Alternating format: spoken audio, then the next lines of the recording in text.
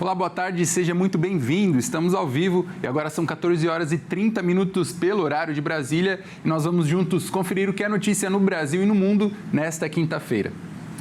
E olha só, as últimas 24 horas foram intensas para os moradores da região sudeste.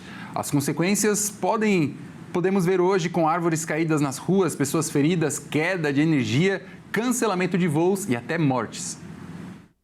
Os ventos intensos que atingiram o estado de São Paulo nas últimas horas deixaram ao menos 3 mortos e 10 feridos. Segundo o balanço divulgado pelo Centro de Gerenciamento de Emergências da Defesa Civil Estadual. As ocorrências foram registradas em diversas cidades do estado e incluíram queda de árvores, destelhamentos, interrupções no fornecimento de energia elétrica, queda de muros, tombamento de containers e naufrágios de embarcações. As 3 mortes foram em Cesário Lange, Santos e São Sebastião. A cidade de Ubatuba foi onde mais houveram feridos. E a Baixada Santista foi fortemente atingida, registrando quedas de árvores, destelhamentos e falta de energia em Santos, Cubatão, São Vicente e Peruíbe. Os ventos chegaram a 83,7 km por hora, indo a até 111,8 km por hora. Mas, além do litoral, a capital paulista também foi fortemente atingida e as consequências chegaram até os aeroportos. No aeroporto de Congonhas, o mau tempo provocou o cancelamento de mais de 54 voos. Foram 32 chegadas e 22 partidas no total. Foi recomendado que os passageiros consultassem as companhias aéreas para obter informações sobre os seus voos. Já no Aeroporto Internacional de Guarulhos, apenas 2 voos foram afetados. E a Defesa Civil registrou rajadas de 75,3 km por hora na capital. Esses fortes ventos aconteceram por conta da passagem de uma frente fria associada a uma massa de ar frio que avançou pelo estado de São Paulo. Esse sistema provocou uma mudança rápida nas condições do tempo, com queda de temperatura, aumento da nebulosidade, chuva e rajadas intensas de vento. A diferença de temperatura e a pressão entre as massas de ar favoreceu a aceleração desses ventos. A Defesa Civil informou que o fenômeno deve perder força e a frente fria deve se afastar do estado de São Paulo e pode-se esperar que as temperaturas voltem ao normal. Bom, o assunto de hoje, como podemos ver, são as mudanças climáticas que têm atingido não só o Brasil, como todo mundo. E para a gente entender um pouco mais sobre isso, nós vamos falar agora com a Maria Clara Sasaki. Ela que é meteorologista e porta-voz da Tempo OK. Maria Clara, seja muito bem-vinda ao nosso jornal. Olá, muito boa tarde, Caio. Boa tarde também a todos que nos acompanham. Bom, Maria Clara, antes de entrarmos a fundo sobre o que está acontecendo no Brasil, eu queria iniciar com uma pergunta. Acabamos de ver dezenas de pessoas morrerem na Europa devido ao calor histórico que atingiu o continente. Temos também queimadas florestais de extensão estadual na França e Espanha. Há alguns meses subiu à superfície um peixe que nunca tinha sido visto antes, que habita quilômetros de profundidade no oceano. Eu queria saber, Maria Clara, todas essas situações inusitadas é um sinal da natureza que pode ser considerado sinais extremos de que tem algo errado no nosso planeta? Olha, a gente tem realmente já indícios de que as mudanças relacionadas a eventos extremos estão cada vez mais frequentes. A gente tem observado fenômenos extremos acontecendo em vários continentes, diversos continentes, e repetidas vezes, né? Não que isso nunca tenha acontecido antes. Rajadas de vento de 100 km por hora já aconteceram em outras vezes. Queimadas de grandes proporções já aconteceram em outras vezes. Chuvas volumosas no sul também já aconteceram outras vezes. Só que o que está chamando a atenção agora é o tempo de retorno dessas instabilidades que está ficando cada vez menor. Uma chuva que acontecia uma vez a cada 100 anos está acontecendo uma vez a cada 30 anos, uma vez a cada 20 anos. Então, é isso que tem chamado a atenção para essa condição de mudanças climáticas. A gente tem observado temperaturas da atmosfera mais elevadas, oceanos também com temperaturas muito elevadas, acima da média. Tudo isso é energia para os eventos extremos e é isso que a gente tem observado. Então, a gente fala de mudanças climáticas, na verdade, já é uma realidade. A gente já vem observando as mudanças climáticas, a gente já está sentindo as mudanças climáticas, desde quando éramos jovens, que a gente estudava, eu jovem, né? Você foi pouco tempo atrás, né, Felipe, Caio? Mas eu já, há uns anos atrás, quando eu era jovem, eu lembro muito bem de falar de mudanças climáticas, que as condições vão mudar, e eu achava que isso seria, né, para os meus netos, e a gente já está vivendo isso. Então, essa intensidade com que essas mudanças estão acontecendo muito rápido é que tem chamado a atenção nos últimos anos, Caio. É realmente preocupante, né? Bom, recentemente, Japão e Venezuela foram atingidos por tremores de magnitude parecidas, né? Enquanto o país asiático registrou até o momento 7 mortos, a Venezuela já passou de 5 mil vítimas. Isso mostra que, de certa forma, o Japão esteve preparado, né? Trazendo para a nossa realidade, Maria Clara, a minha pergunta: o quanto o Brasil está preparado para esses eventos extremos, como o El Niño, que está prestes a chegar com mais força? O El Niño, ele é um fenômeno que acontece cíclico, né? Ele é um fenômeno cíclico. Então, a gente tem volta e meia ele mais forte, volta e meia ele mais fraco. Estamos passando agora por um El Niño neste momento de moderada intensidade, e as projeções indicam que ele vai atingir, né, uma intensidade mais forte, chegando aí até um El Niño muito forte, que é quando a temperatura da região do Oceano Pacífico Equatorial supera 2 graus acima da média climatológica. Então, essa condição já foi vivenciada no passado. A gente já tem um histórico, já sabe quais são os pontos fracos, né, dos impactos deste fenômeno nas cidades. Então, cada cidade sabe o seu ponto fraco.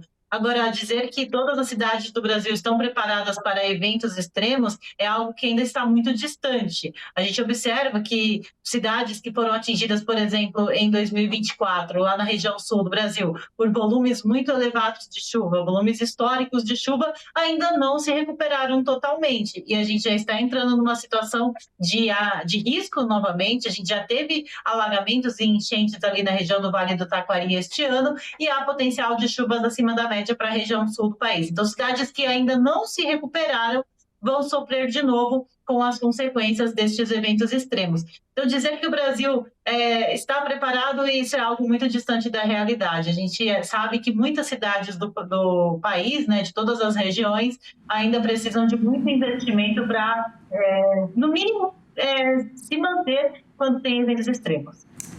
Maravilha. Bom, ontem nós noticiamos aqui que o presidente Lula ele está, juntamente com toda a inteligência do governo, juntando, né, ajuda, pensando em uma arrecadação para o Brasil poder passar por esse período do El Niño que está previsto para chegar agora no último trimestre do ano. Mas pensando em tudo isso que aconteceu essa semana, né, Rio de Janeiro e São Paulo com ventanias, rajadas de vento muito fortes, Rio Grande do Sul com bastante chuva, Mato Grosso do Sul também com chuva. A minha pergunta é: como o brasileiro pode se preparar para casos como esse, se vierem a acontecer com mais frequências ainda neste ano? Como a pessoa que está nos assistindo agora pode estar preparado para o que pode vir?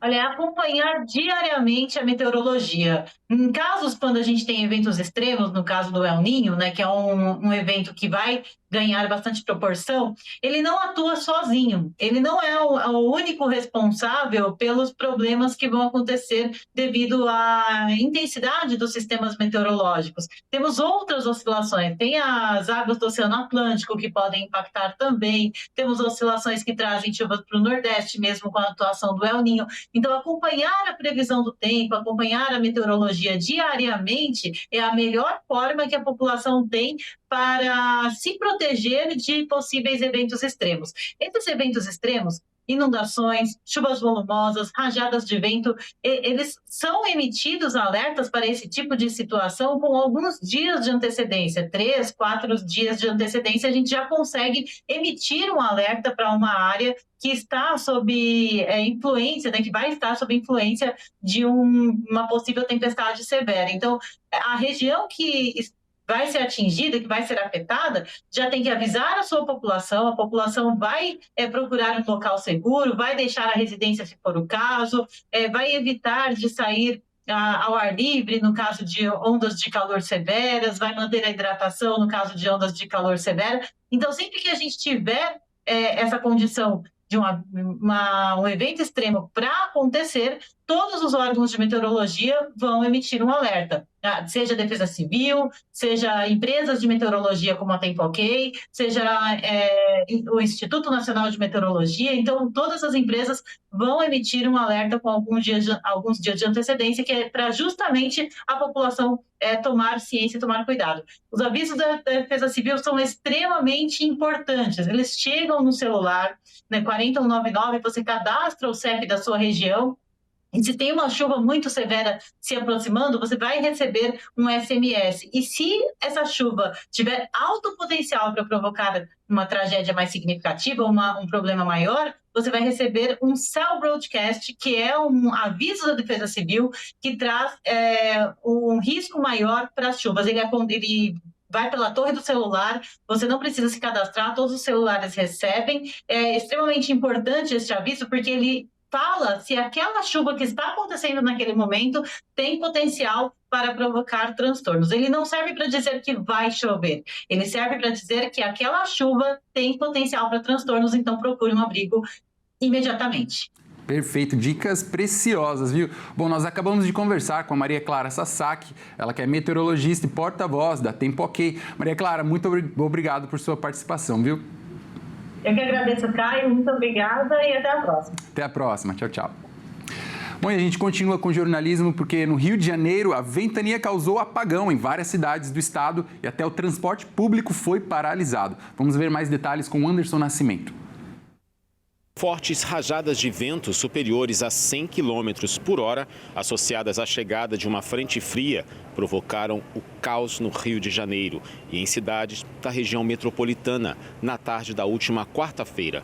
Pessoas morreram, apagões afetaram bairros da capital e da Baixada, trens e metrô foram paralisados e sinais de trânsito apagados. A cidade do Rio entrou em estágio 2 de alerta. A Defesa Civil e o Corpo de Bombeiros registraram 30 ocorrências de quedas de árvores, 26 salvamentos de pessoas e 4 desabamentos. O dia começou com muito sol e praias lotadas, mas a chegada da ventania esvaziou a orla em poucos minutos. Barracas, cadeiras e outros objetos foram arremessados pela força do vento. A queda de energia paralisou trens e o metrô. Em alguns trechos, composições ficaram paradas entre estações, deixando passageiros retidos por longos períodos. Em Santa Teresa, na região central do Rio, um vídeo registrou o momento da queda de um muro. 2 pessoas morreram no desabamento, que também atingiu um carro. Outras 3 pessoas morreram eletrocutadas na Cidade de Deus. Em Mesquita, na Baixada Fluminense, um homem foi atingido por uma telha que se desprendeu de uma casa e foi socorrido pelo SAMU em estado grave. O prefeito do Rio, Eduardo Cavalieri, afirmou que o fenômeno foi mais intenso do que o previsto pelas estações meteorológicas. Segundo ele, o episódio está relacionado aos efeitos do El Niño. Na manhã desta quinta-feira, o cenário ainda era de árvores caídas e imóveis destelhados pela força do vendaval. Aos poucos, a operação dos sistemas de BRT, ônibus, metrô e barcas foi normalizada. Na rede ferroviária, todos os ramais funcionam regularmente, com exceção do Saracuruna, o mais impactado pelos danos do temporal. Pelo menos 370 mil clientes ainda estão sem energia elétrica. Em nota, a Light informou que as equipes seguem reforçadas para restabelecer o fornecimento o mais rápido possível nas regiões afetadas. O Instituto Nacional de Meteorologia mantém um aviso de perigo potencial para ventos costeiros até às 23 horas e 59 minutos desta quinta-feira. O alerta vale para áreas do sul da Bahia, do Espírito Santo e do litoral do Rio de Janeiro, incluindo a Baixada Fluminense e o norte do estado. Embora as rajadas tenham perdido intensidade, a recomendação é evitar áreas próximas a árvores, postes, telhados e estruturas que possam ter sido danificadas pela ventania. No Mato Grosso do Sul, um temporal durante a madrugada provocou queda de energia, semáforos apagados, alagamentos, granizo e queda de galhos em diferentes regiões da capital. Uma forte tempestade atingiu Campo Grande na madrugada desta quinta-feira e causou transtornos em diversas regiões da cidade. A chuva veio acompanhada de granizo, ventos intensos, muitos raios e trovoadas, deixando ruas alagadas, árvores danificadas, semáforos sem funcionar e registro de falta de energia em vários bairros. A chuva mais intensa começou por volta das 4h30 e assustou moradores que já estavam acordados com o barulho dos trovões e das rajadas de vento. Segundo o sistema meteorológico, entre 5 horas e 6 horas da manhã foram registrados 15 milímetros de chuva na capital. No mesmo período, as rajadas de vento chegaram a 53 quilômetros por hora. Em vários pontos da cidade, os semáforos deixaram de funcionar ou operavam parcialmente. A força da chuva também provocou alagamentos, bueiros transbordando e queda de galhos de árvores. De acordo com o Instituto Nacional de Meteorologia, Mato Grosso do Sul permanece sob alerta para tempestades.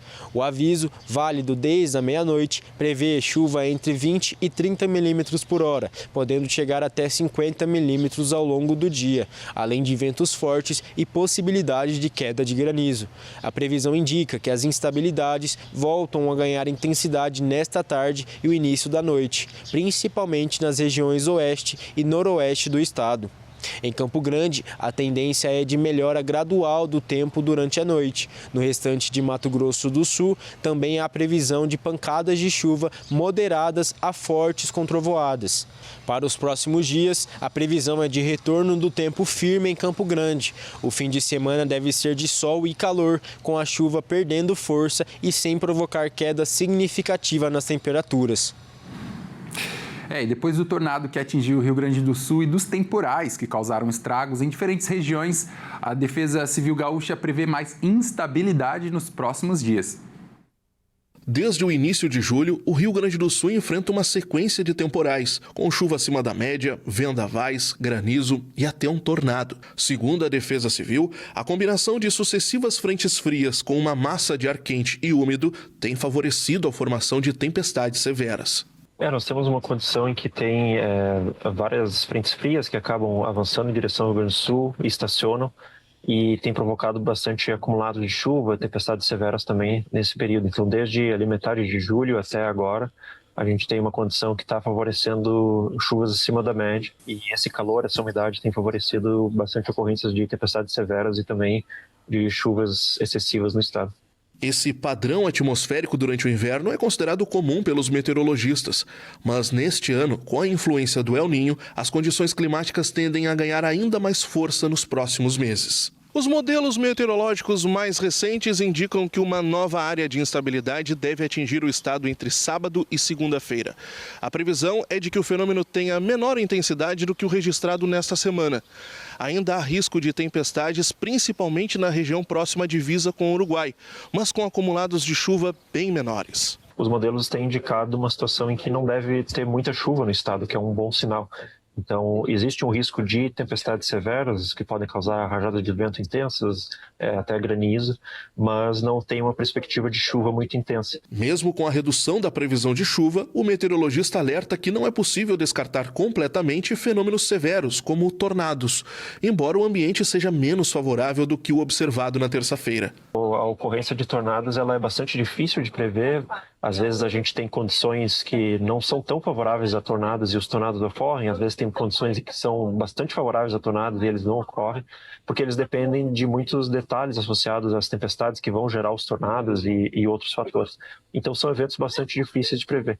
O que a gente pode dizer é que no fim de semana tem sim uma condição para tornados, não dá para ser descartado, mas é uma condição menos favorável do que foi. O alerta também está voltado para os rios. O Caí, dos Sinos, Paranhana, Gravataí, Jacuí, Taquari e Uruguai estão acima da cota de inundação. Em Porto Alegre, o Guaíba segue em estado de atenção. Em Lajeado, famílias que haviam deixado abrigos tiveram que retornar após o rio Taquari atingir 21 metros, 2 acima da cota de inundação. Segundo o balanço mais recente da Defesa Civil, 147 municípios registraram ocorrências relacionadas aos temporais e mais de 1.000 pessoas estão fora de casa. Apesar da previsão de uma trégua nas chuvas mais intensas, o estado permanece em alerta para a evolução dos rios e para a possibilidade de novos temporais nos próximos dias.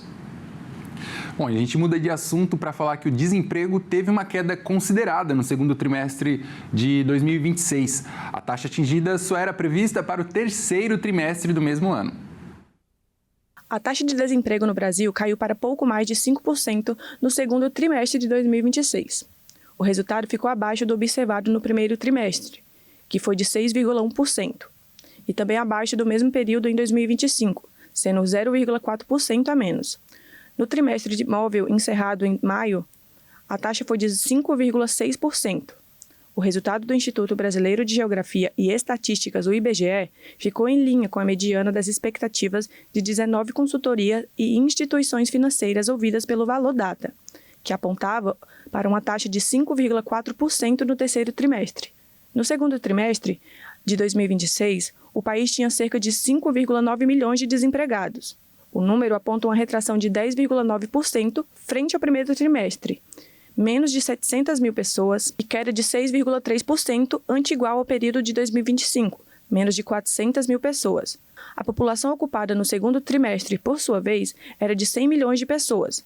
Isso representa um avanço de 1,1% em relação ao primeiro trimestre. Pela dinâmica do mercado de trabalho, o começo do ano costuma registrar demissões de pessoas que ocupam postos temporários, de fim de ano e contratações de quem se destacou. Já no segundo trimestre, o mercado se organiza para dar conta das demandas de final de ano. A renda média dos trabalhadores recuou 1,5% no segundo trimestre de 2026, ante o primeiro trimestre para R$ 3.738, tendo uma diferença de R$ 57 a menos. Mesmo com programas de renegociação de dívidas, milhões de brasileiros ainda enfrentam dificuldades para colocar as contas em dia. O novo levantamento do Banco Central mostra que a inadimplência segue no maior patamar da série histórica. Vamos ver. A inadimplência dos brasileiros continua em nível recorde. Segundo o Banco Central, a taxa de carteira de crédito ficou em 4,7% em junho, o que representa cerca de 82 milhões de brasileiros com o nome negativado. O índice é o mesmo de maio e o maior da série histórica, iniciada em 2011. Os dados consideram dívidas com um atraso superior a 90 dias. Mesmo com o Desenrola Brasil 2.0, criado para ajudar as negociações de dívidas, os números ainda preocupam. O governo afirma que 9 milhões de pessoas já utilizaram o programa. Diante desse cenário, o Ministério da Fazenda prorrogou o Desenrola Brasil 2.0 por mais 30 dias. Agora, as negociações podem ser feitas até 31 de agosto. A expectativa é beneficiar cerca de 10 milhões de pessoas. O Banco Central também informou que o endividamento das famílias chegou a 49,8% em maio. Já o comprometimento da renda com dívidas subiu para 28,5%. Entre as faixas de idade que mais estão inadimplentes, pessoas entre 41 e 60 anos lideram os registros, com mais de 35,6%. Seguidas pela faixa de 26 a 40 anos, com 33,4% dos devedores. De acordo com o Serasa, o cartão de crédito lidera disparado como o principal motivo das dívidas, respondendo por cerca de 85% dos casos, seguido por crediários e empréstimos pessoais. E veja a seguir. Seleção brasileira define os primeiros jogos pós-Copa do Mundo. Reportagem completa você confere no próximo bloco. Nós voltamos já.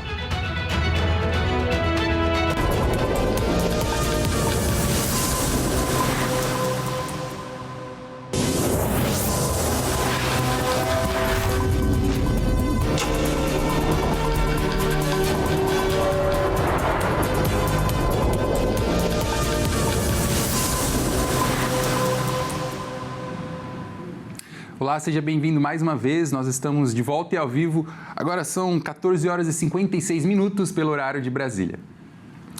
E olha só, os militares dos Estados Unidos continuam com uma onda intensa de ataques aéreos contra o Irã em retaliação aos ataques surpresa às suas bases no Oriente Médio. Enquanto isso, a imprensa estatal iraniana relatou 3 mortes e explosões em 2 províncias. Os Estados Unidos lançaram uma série poderosa de ataques aéreos contra o Irã em retaliação aos ataques às suas bases na Jordânia.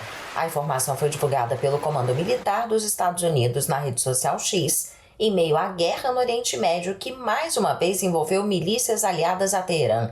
A imprensa estatal iraniana relatou ataques de Washington nas proximidades da ilha de Qashem e na cidade de Abadan.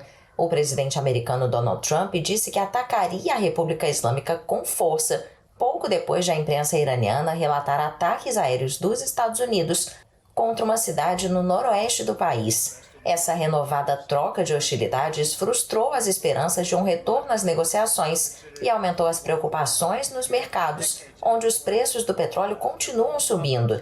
A Arábia Saudita e os Estados Unidos também confirmaram ataques aéreos contra bases de milícias pró-Irã no Iraque, enquanto Israel acusou o movimento islamista Hezbollah, apoiado pelo Irã, de violar o cessar-fogo no Líbano.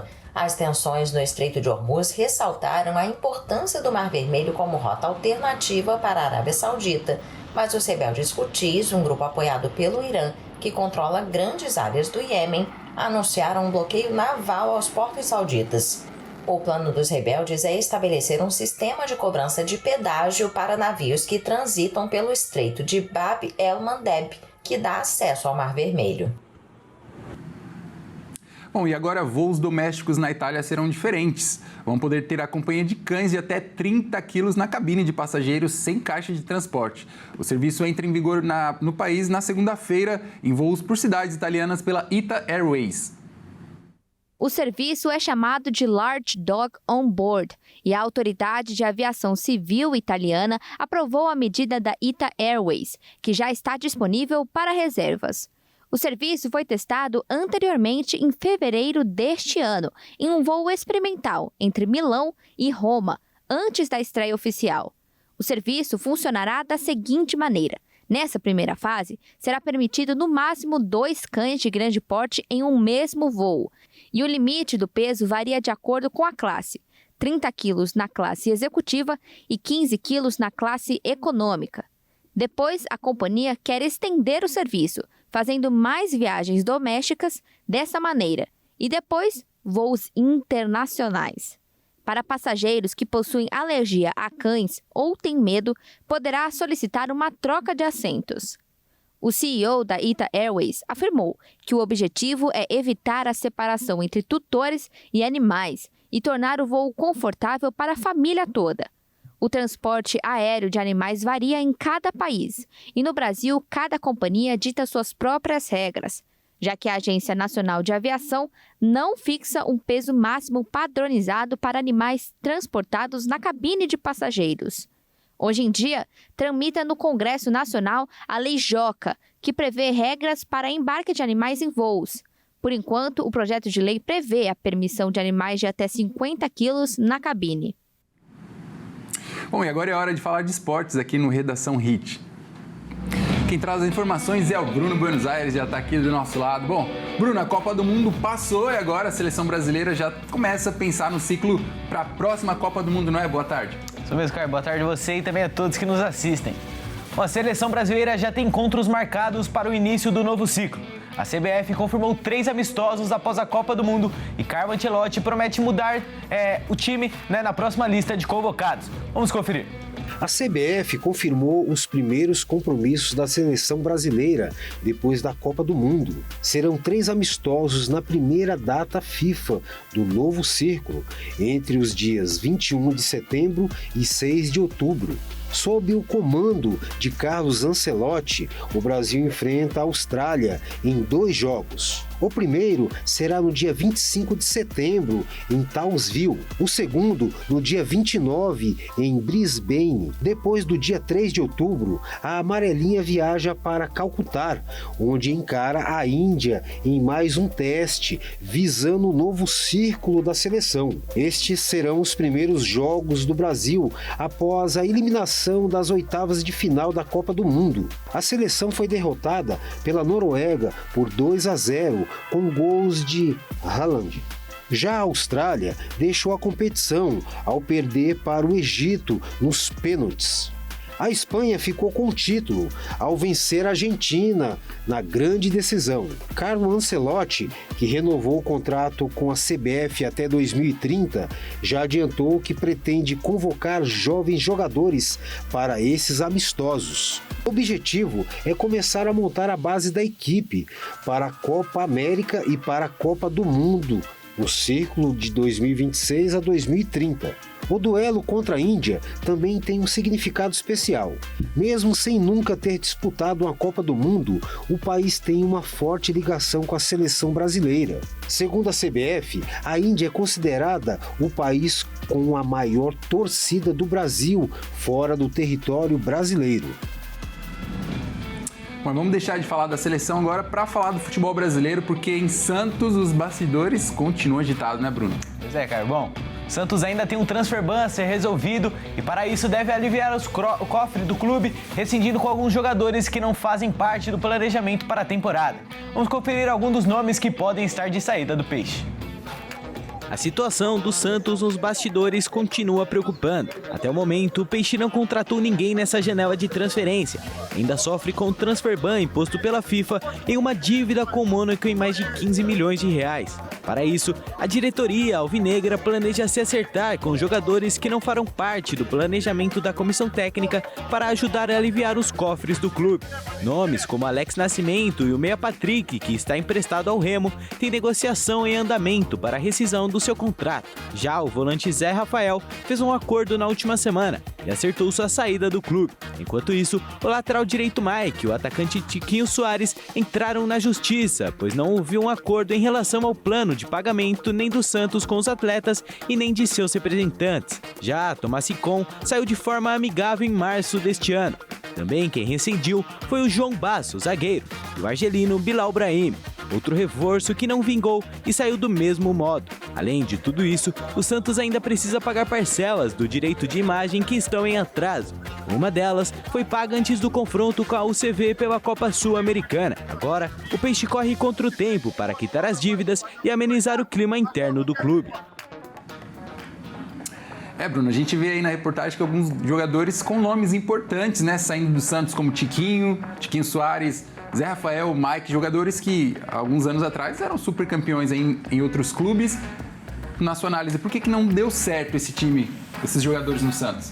Olha, acredito que o Santos já tenha, né, uma idade ali um pouco mais avançada em relação a outros jogadores também. Você pega ali Neymar, você pega o próprio Gabigol, que também já não está mais no seu auge físico. Então, assim, juntando mais esses jogadores que também vieram, assim, com um status, né, de tentar salvar o Santos, de tentar elevar o nível do clube e ainda ganhando salários ali milionários que já não condizem mais com a realidade ali do elenco. Então, acredito que também por esses fatores já não são aqueles jogadores que desempenharam, né, nos seus outros clubes, como o Mike, o próprio Zé Rafael também ali no Palmeiras, Tiquinho Soares no Botafogo. Então acho que isso tudo colaborou ali, né, para essa confusão que já está no Santos, e isso é só a ponta do iceberg que está rolando, Mara.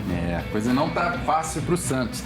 Bom, e saindo do Brasil para ir pra Colômbia, porque por lá uma zebra praticamente inédita aconteceu na Copa Nacional. Conta essa história aí, Bruno. Pois é, cara. Bom, Júnior Barranquilla, um dos maiores times da Colômbia, foi eliminado da Copa Nacional para sua própria filial da segunda divisão, o Barranquilla FC. Vamos conferir mais dessa história. Uma zebra pouco comum passeou pelo futebol colombiano. Na Copa Nacional, o Barranquilla FC, clube que funciona como filial do Júnior Barranquilla, eliminou a tradicional equipe colombiana da competição. O duelo terminou empatado em 3-3 no tempo regulamentar, depois de o jogo de ida também acabar em igualdade por 2-2. Com o empate no placar agregado, a vaga foi definida nas cobranças de pênaltis.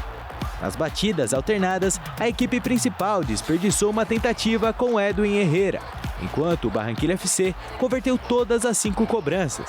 A classificação foi confirmada com uma cobrança de cavadinha que garantiu a vitória por 5-4 e colocou o time nas oitavas de final da Copa da Colômbia. A classificação ganhou ainda mais destaque pela relação entre os clubes. Enquanto o Júnior Barranquilla disputa a primeira divisão colombiana, o Barranquilla FC atua na segunda divisão e tem como principal objetivo revelar atletas para o elenco profissional. Apesar da diferença de investimento e da hierarquia entre as equipes, o time de desenvolvimento não se intimidou. O Barranquilla chegou a abrir vantagem 2 vezes no confronto, mas o Júnior conseguiu buscar o empate e levou a decisão para as penalidades. Agora, o time B segue na competição e, com isso, deve ganhar a torcida de milhares de apaixonados pelo Barranquilla. É realmente uma história aí praticamente inédita e engraçada um pouco, né, cara? Bom, eu fico por aqui, essas foram as informações. Às 18h30 eu volto com mais notícias do esporte. Teremos aí rodada do Brasileirão nessa noite. Então aí, rodada completa mais tarde, Caio. Perfeito, Bruno. Muito obrigado pelas informações. 18h30, então a gente volta para trazer todas as atualizações do esporte. Um grande abraço. Bom, essa edição também fica por aqui. Eu agradeço demais a sua companhia e desejo a você uma ótima tarde. Tchau, tchau. Tchau.